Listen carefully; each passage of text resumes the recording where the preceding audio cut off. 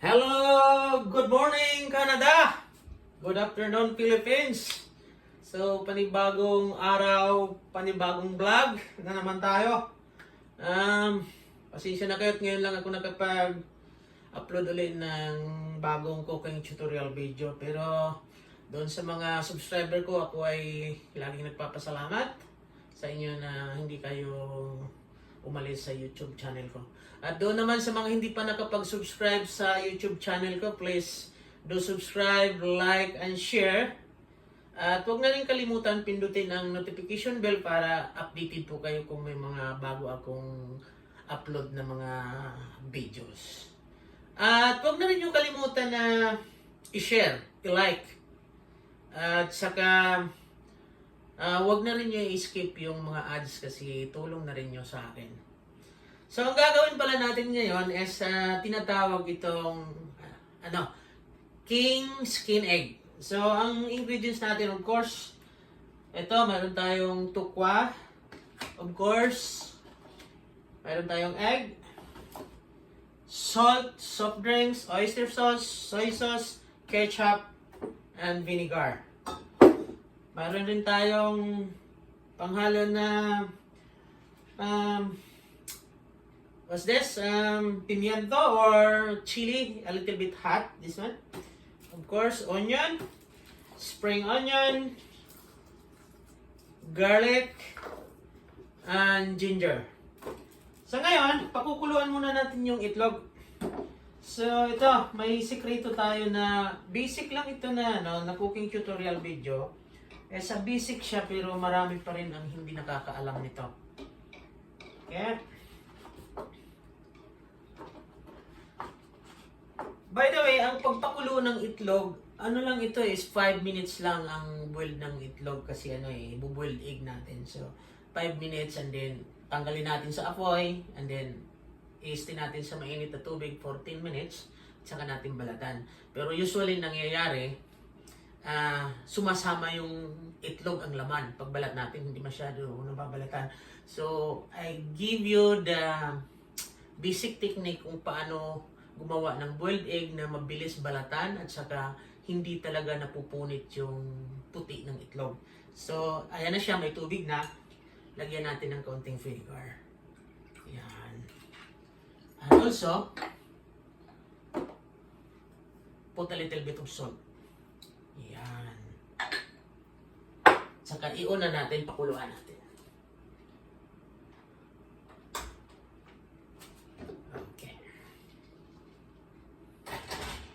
So, si tokwa naman, pipirtuhin natin to si tokwa. Yan, ito. Pipirtuhin natin ito. So, hiniwa ko na yung iba kanina. Yan. Tokwa in Philippines is tupu. So, ito na siya. Pipirtuhin natin mamaya yan tapos hihiwain. Okay, let's go! So, ayan na guys, nagkumulo na yung itlog na pinakuloan natin. Saka doon naman sa kabila yung tokwa natin ito. Okay. So, yung boiling na yan, 5 minutes lang yan. And then, hanguin natin. Ayan guys, malapit na yung tokwa natin maluto. Okay, tuloy-tuloy lang kayo po manood. Huwag magsawa. At medyo mahaba-haba itong proseso natin. Tuloy-tuloy lang sa panonood mga guys.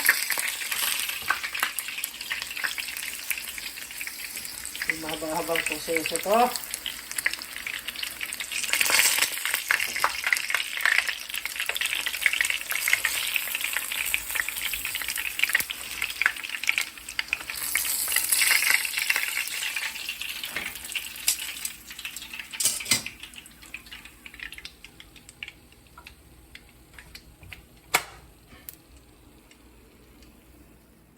So, ito na yung itlog na pinakuloan natin kanina na may kaunting vinegar at salt. So, tingnan natin kung anong result nito.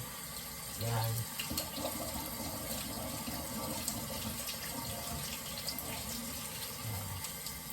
Diba mga guys, napakadali, napakabilis balatan ng itlog. Yan, may kahirap-hirap po. Yan. Buong buo. Diba? Ayan o.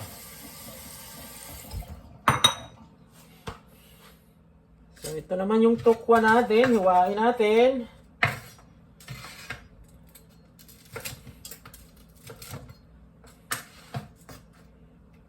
Huwag lang masyadong maliit para hindi madurog mamaya.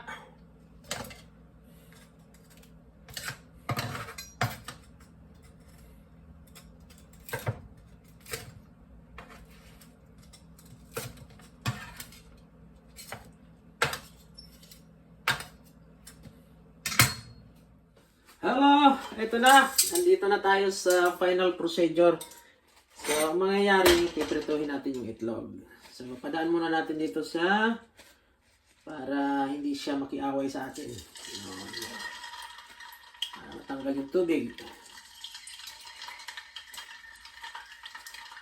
So, basic lang ito mga guys na cooking tutorial video. Basic lang ito pero marami pa rin ang hindi alam ito. Kasi ang alam lang ng iba sa itlog is fried egg, sunny side up, ano pa dyan? Sabi ko na, nakiaway na. Boiled, ito. So, isi-share ko sa inyo kung paano pasarapin ang itlog sa ibang paraan naman. So, antayin lang natin na mag-golden brown. So, huwag kayong aalis. Sundan lang ako para makatulong sa inyo o dagdag kaalaman nyo. Okay?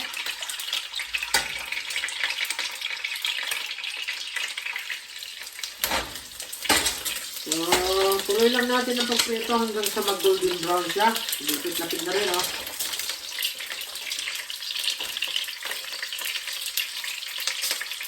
Yum, yum, yummy!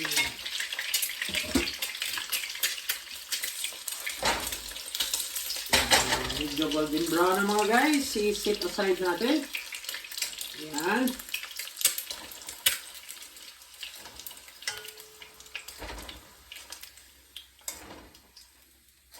So, dito pa rin sa pinaglutuan natin ng itlog o pinagprituhan ng itlog, dito pa rin tayo magigisa.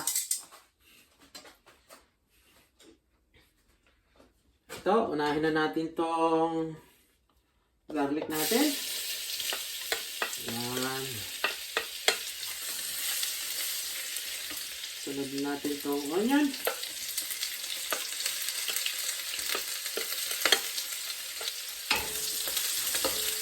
Handa rin natin yung egg sauce para hindi tayo tulugan ng fire alarm. Ginger.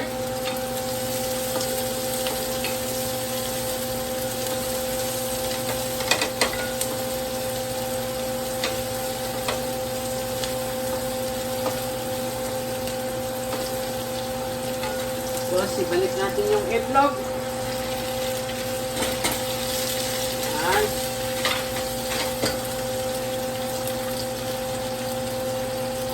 Simple. Soy sauce.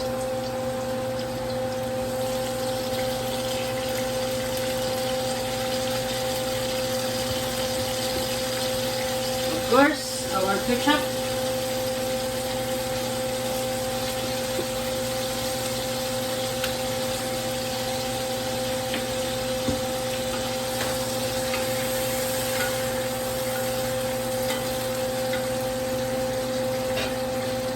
I need a water.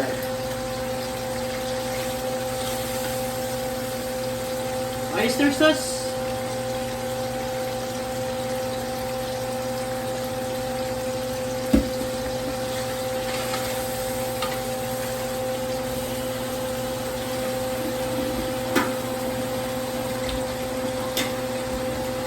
Nilagyan ko na ng tubig para ubos na ubos talaga ang oyster sauce sa loob.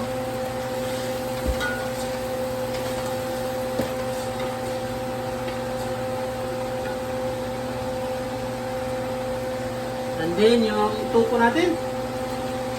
Yun. Wow!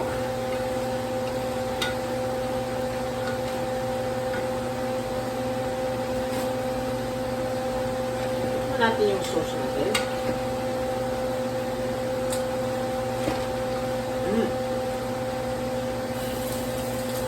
Huwag po kayong maalis sa panonood.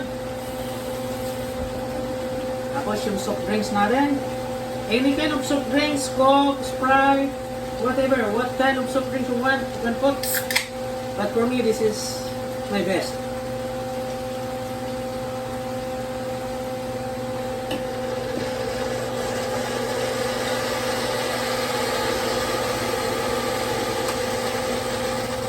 Ooh, yummy, yummy, yummy.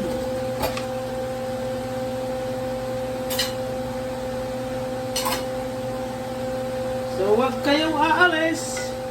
Patapusin nyo ang video para ma-share ko naman sa inyo kung anong kalalabasan ito.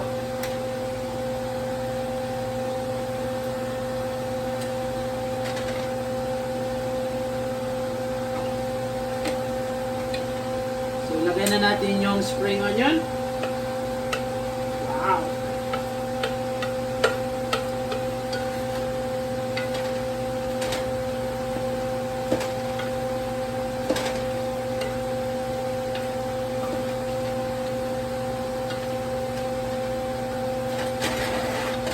Basic lang, basic pero mga masarap. Mga masarap na klase ng luto ni Chef. Kung susundan nyo yung YouTube channel ko, marami ko doon. Makikita nyo, marami kayong matutunan doon. So, lagyan natin ng chili. Huwag na natin uubusin kasi medyo manghang talaga masyado. Para may sipa.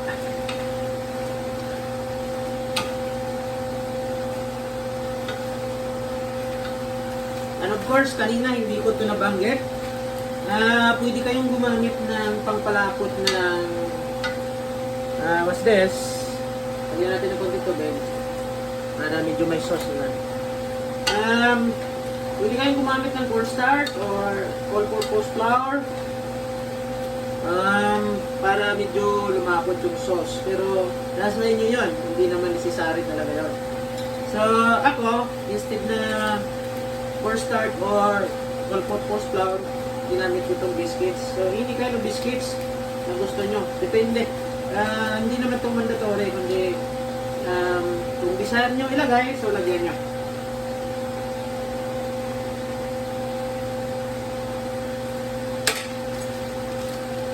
Huwag lang natin ubusin para mas lalong lumapot ang gusto.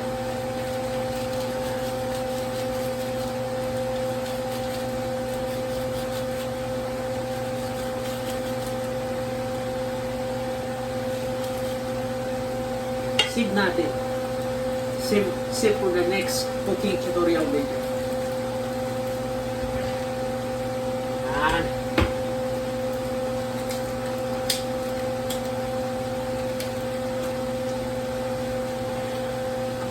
Oh!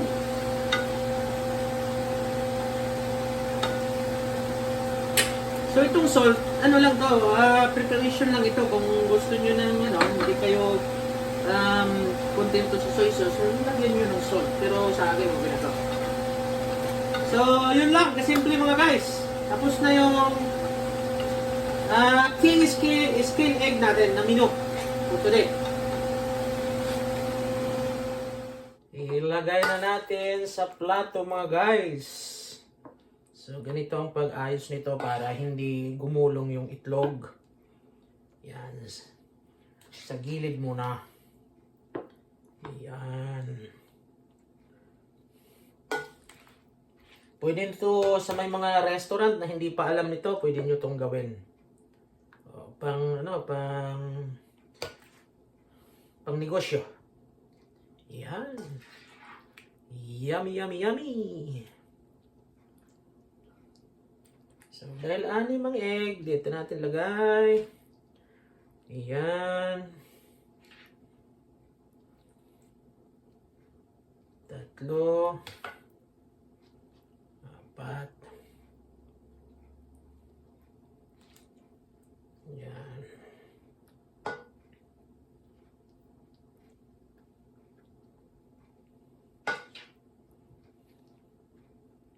Hindi pa tapos yan. Tatapusin natin. Hindi pa tapos yan. May gagawin pa tayo dyan. Yan.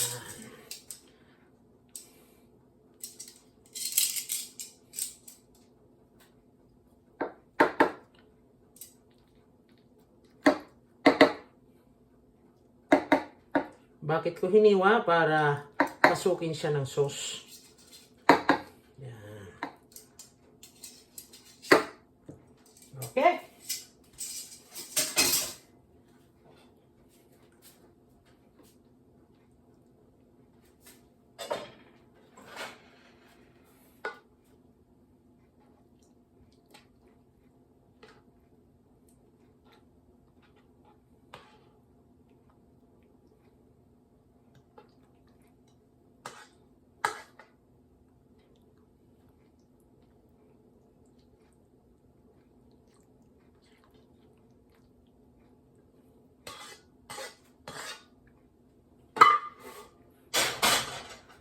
Yan. Tapos na yung king egg skin natin. Okay?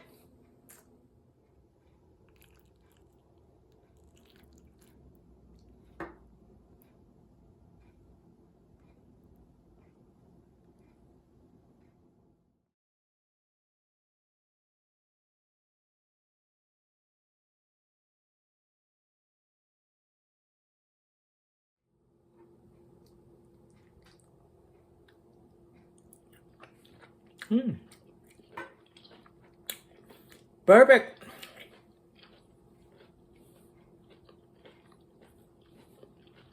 So, yun lang muna sa ngayon mga guys. Salamat sa inyong walang sawang panonood ng YouTube channel ko. At doon sa mga baguhan, salamat din. Bye for now. Ingat-ingat po tayo.